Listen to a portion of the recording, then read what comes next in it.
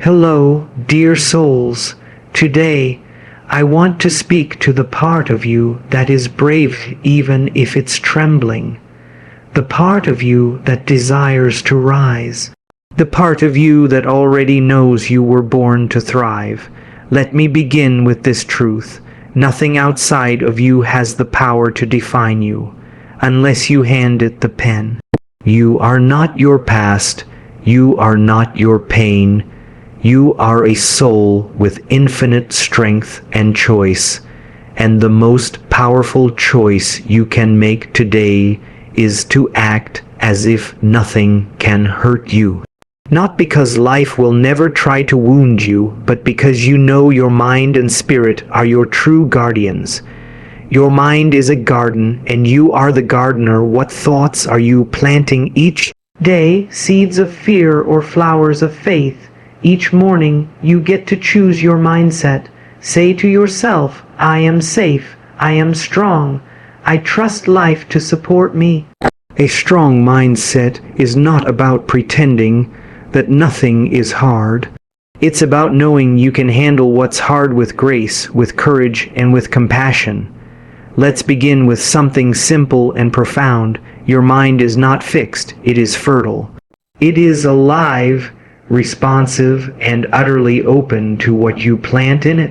Like a garden, your mind will grow whatever seeds you sow, whether they are seeds of fear or seeds of strength, seeds of doubt or seeds of belief.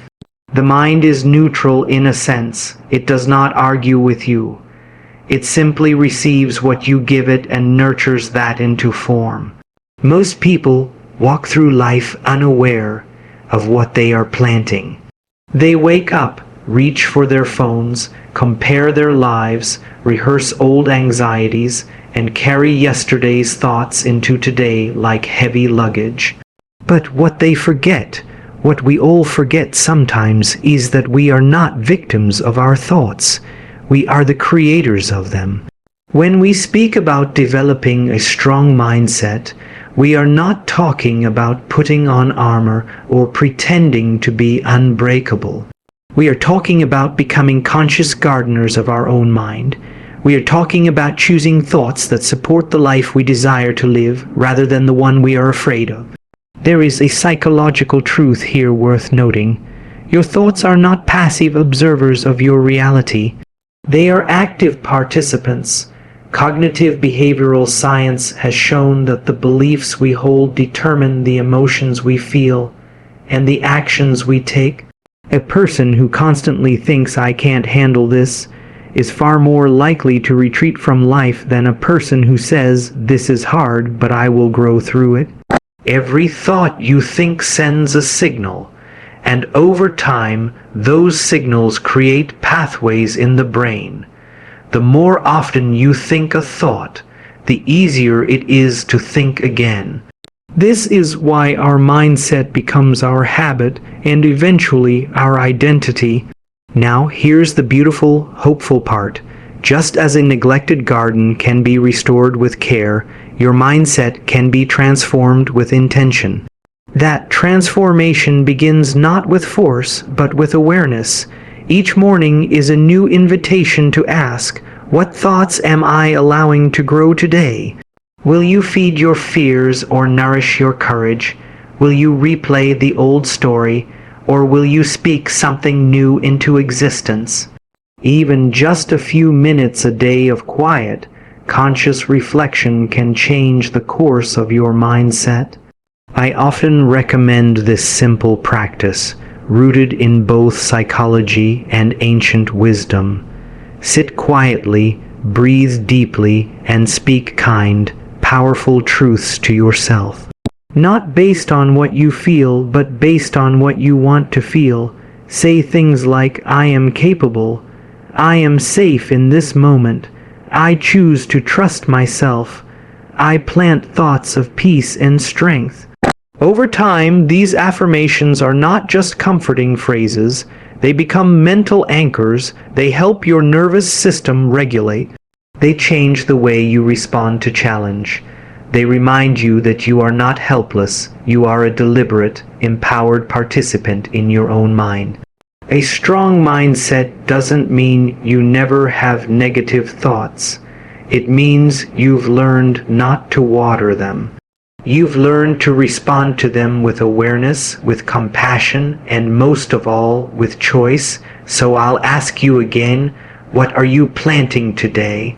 Because the garden of your mind is always growing something, and whether it flourishes or withers is not determined by the world. It is determined by you. Tend to it wisely. Your future is listening. You are not what happened to you. You are what you choose to become. Pain is part of life, but suffering is optional. A strong mindset means choosing healing over hurt. Let's be honest, life isn't always gentle. We've all experienced moments that bruised us. Some of us carry memories so heavy they feel stitched into the fabric of who we are. Childhood disappointments, heartbreaks, betrayals, failures, losses, these things leave marks. But here is something few people are told. What happened to you is not the same as who you are. You may have experienced pain, but you are not the pain. You are the presence that survives it. You are the awareness that witnesses it. And most importantly, you are the power that transforms it. When we confuse our identity with our history, we become trapped in cycles we were meant to outgrow. We say things like, I'm broken, or I'll never be the same, or that ruined me. These aren't just phrases, they are scripts. And the longer we speak them, the more our nervous system believes they are true. But what if you chose a new story? Not one of denial, but of evolution. There's a deep psychological truth that's worth understanding here.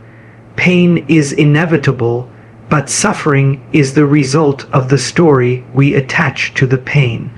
You can't erase the past, but you can stop allowing it to dictate your present. When you adopt a strong mindset, you begin to see that every experience, no matter how hard, holds the potential to expand your wisdom, not diminish your worth. This isn't about suppressing your emotions. In fact, it's quite the opposite. It's about becoming fully conscious of them. It's about meeting your wounds with compassion, not with shame. It's about acknowledging what happened without letting it steal your power. The past may have shaped your perspective, but only you can shape your path forward. I've seen people carry the same story of hurt for decades without realizing they had the freedom to rewrite it. And I've also seen people, in the face of tremendous adversity, rise with grace because they ask themselves a single courageous question: who do I choose to become in spite of this? That question is the doorway to freedom. It invites you into the present. It places you back in the driver's seat of your own life. You move from being a passive recipient of pain to an active co-creator of meaning. Viktor Frankl, a Holocaust survivor and psychiatrist, once wrote, "When we are no longer able to change a situation, we are challenged to change ourselves." That's the essence of personal power. And I will tell you something that may surprise you. When you begin to see yourself as someone who is becoming rather than someone who is broken, the world around you starts to shift.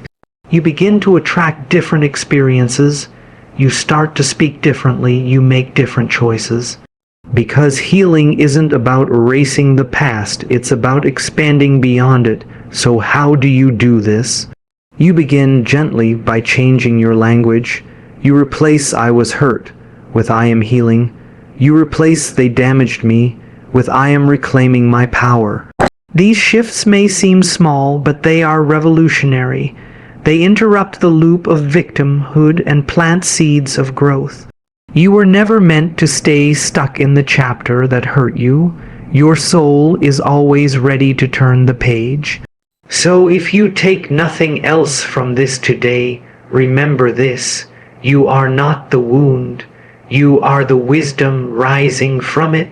Speak to yourself with love. What you say to yourself becomes the world you live in. Are you feeding your heart with fear or faith? Every word you speak is an instruction to your subconscious. Say, I am calm, I am wise, I am enough. This is not denial.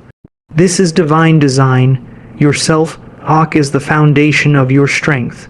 If there is one voice that shapes your entire reality, it is the one inside your own mind. Not the voices of others, not the criticisms or compliments you receive, but the words you speak to yourself when no one else is listening.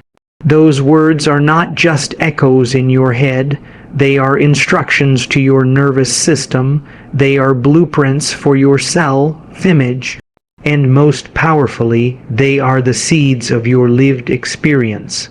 What most people don't realize is how profoundly self-talk influences the direction of their life.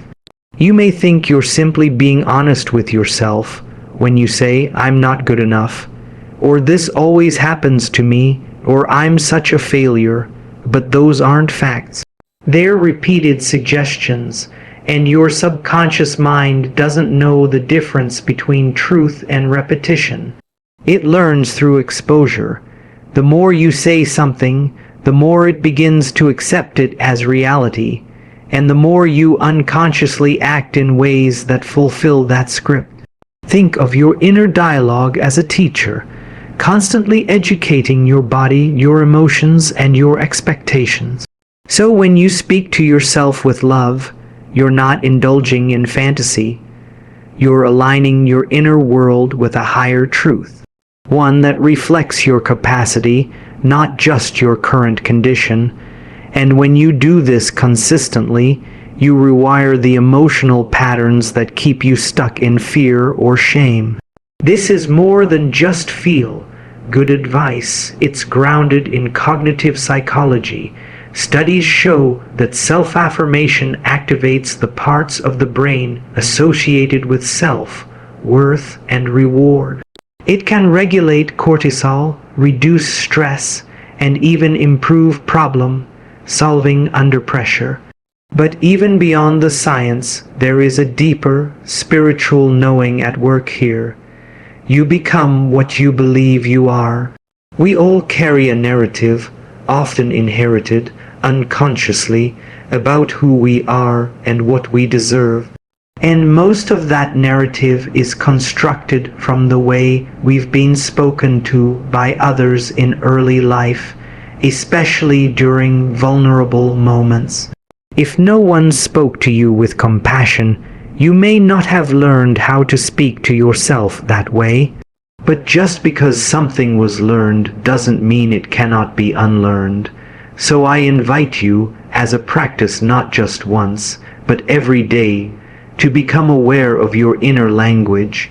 Notice the tone you use with yourself. Is it the voice of a critic or the voice of a friend? Would you speak to a child the way you speak to your own heart? You do not build a strong mind by tearing yourself down. You build it by offering yourself the words you may have never received, but always deserved. Say things like, I am doing my best, I am growing, not failing, I trust myself. These words are not weak or naive. They are acts of spiritual maturity. They reprogram the wounded mind and train the brain to expect healing, not harm. This is not about avoiding self-responsibility. In fact, it's the opposite. It's about choosing language that empowers growth rather than punishing your humanity. Because the truth is, we don't thrive in environments of judgment. We thrive in spaces of encouragement. That includes the environment inside your own head.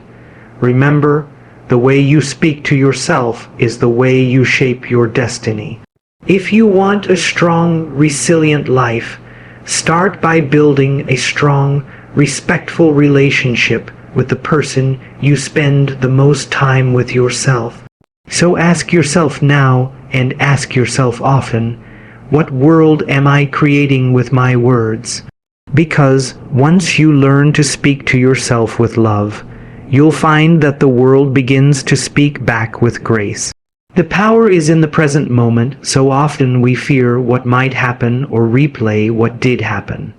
But here in this breath is all your power. When you live from the present, you act from peace, not panic. Say, this moment is new. I trust this moment. A strong mindset brings you back home to yourself again and again. One of the greatest illusions we live under is the idea that our power is somewhere else, somewhere far ahead in the future, or hidden behind us in the past. We believe that once we fix everything, once we understand everything, once we get there, then we'll feel peace. Then we'll feel secure. Then we'll feel like we can finally live. But life isn't happening in the past, and it isn't waiting for us in the future. It's unfolding now. This moment, this breath, this heartbeat is where your power lies, not because it's perfect, not because everything is resolved, but because it's the only place where choice exists. You can't choose anything from yesterday, and you can't act in tomorrow. You can only meet this moment with intention or miss it altogether. The mind left untrained loves to drift. It rehearses future fears or replays old regrets. And while that's entirely human, it's also the root of a lot of our unnecessary suffering. Anxiety comes from living in the future. Depression often comes from anchoring too deeply in the past. But peace, the kind that feels rooted and real, comes only from being fully present with what is. The present moment is not always comfortable. Sometimes it brings up discomfort or uncertainty, but it is always honest, and within that honesty there is clarity. There is grounding, and when we are grounded, we can respond rather than react. That is the sign of a strong mindset, not the absence of challenge, but the ability to meet challenge with calm awareness. From a psychological perspective, the present moment is where the nervous system can begin to heal. When you bring your awareness to your breath, your body, your surroundings, you send a signal to your mind that says, I am here. I am safe. I am not being chased by yesterday. I am not overwhelmed by tomorrow. I am simply here. That signal changes your physiology. It slows the heart rate. It quiets mental noise. It brings the prefrontal cortex, the part of your brain responsible for reason, creativity, and empathy, back online. And beyond the science, there's a deeper spiritual truth. The present moment is where your soul speaks, not in loud declarations, but in subtle nudges. You'll never hear your inner wisdom clearly if your mind is shouting about what was or what might be. You have to get quiet. You have to get here. So how do we do that? It starts with awareness. You notice when your mind wanders and you gently guide it back. Not with judgment, but with patience. You anchor yourself through the breath. You use affirmations to remind your body where it is. I am here. I am now. This moment is enough. You can also begin to shift your relationship to time itself. Instead of seeing now as a stepping stone to something better, see it as sacred. Because no future moment is guaranteed and no past moment can be changed. This moment is your life. And the way you meet it determines everything that follows. When you learn to live from this place, not occasionally, but consistently, you develop a quiet, unshakable strength. You stop reacting from habit and start responding from wisdom. You stop trying to control life and begin to cooperate with it. This is the foundation of inner power. It's not something you achieve. It's something you return to again and again until it becomes home. So when you feel overwhelmed or afraid or uncertain about what comes next, pause. Breathe. Remind yourself, My power is not in the past. It is not in the future. It is here now in this breath, and I choose to use it. One of the greatest myths we carry is the idea that rejection is personal and that failure is final. We internalize it. We believe it says something about who we are or what we're worth. But rejection is not a mirror. It's a signpost. And failure is not the end. It's a redirection. When your mindset is strong, you begin to understand this at the level of your bones. Nothing is ever wasted. You see, life has a way of unfolding that doesn't always match the plan we had in our heads. We aim for something and it doesn't happen. We give our heart to something and it falls apart. We put our energy into something and it doesn't return the way we expected. And it's so easy in those moments to think we've done something wrong or worse, that we are wrong. But what if instead we paused and trusted that even this apparent detour is part of our path? What if we stopped seeing rejection as punishment and started seeing it as guidance? There's a profound psychological shift that happens when we stop taking outcomes so personally. It's not that we stop caring. It's that we stop collapsing our identity into what went right or wrong. We can hold this perspective because often it's only in hindsight that we see how the no we received made room for a deeper yes. The job you didn't get made space for the one that aligned with your soul. The person who walked away freed you to become the version of yourself you were suppressing. The idea that didn't work taught you something that the successful path never would have revealed. Failure, when viewed through the lens of growth, is one of the most honest teachers. It reveals your inner assumptions. It humbles you, it sharpens your focus, and most importantly, it deepens your resilience. Resilience is not built in ease. It's born in the moments where you fall, and instead of collapsing, you choose to rise again with a deeper understanding of who you are. Spiritually speaking, every experience is neutral until we give it meaning, and we are the ones assigning that meaning. You can decide that a setback is a dead end, or you can decide it's a sacred pause, a necessary lesson, a gift wrapped in discomfort. This is not just wishful thinking, this is emotional intelligence. It's the willingness to let life shape you without breaking you. And in those moments when you feel like you've lost something precious, I invite you to ask yourself this: what is life making room for?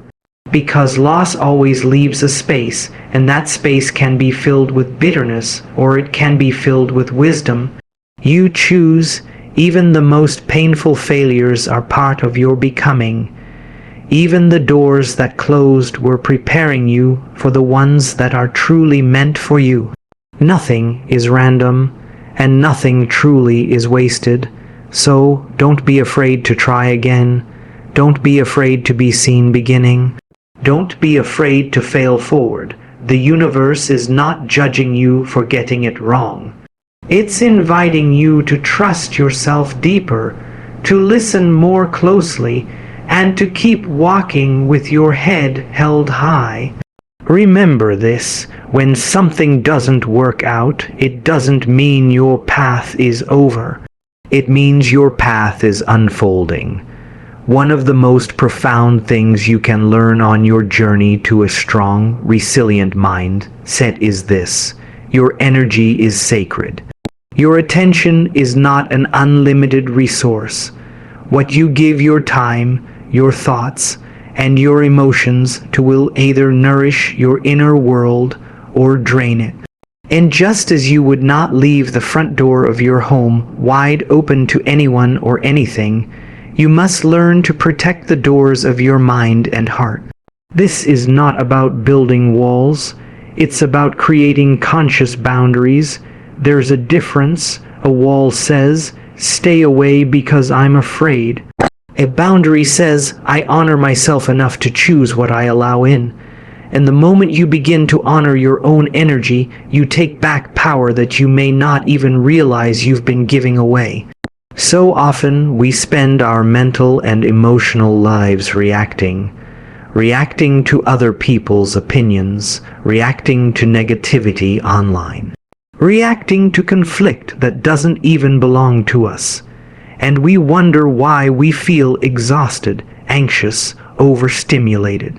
The truth is, we've been conditioned to believe that attention equals engagement, that if something reaches us, we must respond. But you don't owe your energy to every passing thought, every problem, every person. A strong mindset knows how to be selective. It doesn't mean being cold or distant. It means being discerning. You begin to ask, is this worthy of my peace? Is this aligned with the person I'm becoming? And if the answer is no, you give yourself full permission to disengage, not out of arrogance, but out of wisdom. There is deep psychology behind this. Our brains are constantly scanning for threats, for things to fix or manage or control. But when we over-identify with every stimulus, we end up in a chronic state of emotional reactivity. We lose clarity, we lose presence, and over time, we lose connection to our own truth. One of the most powerful things you can do is learn how to pause. Before replying, before absorbing, before investing, take a breath, check in, ask yourself, is this mine to carry? Because not everything that knocks on your door needs to be invited in. Some things are just passing noise. And some things are distractions dressed up as urgency.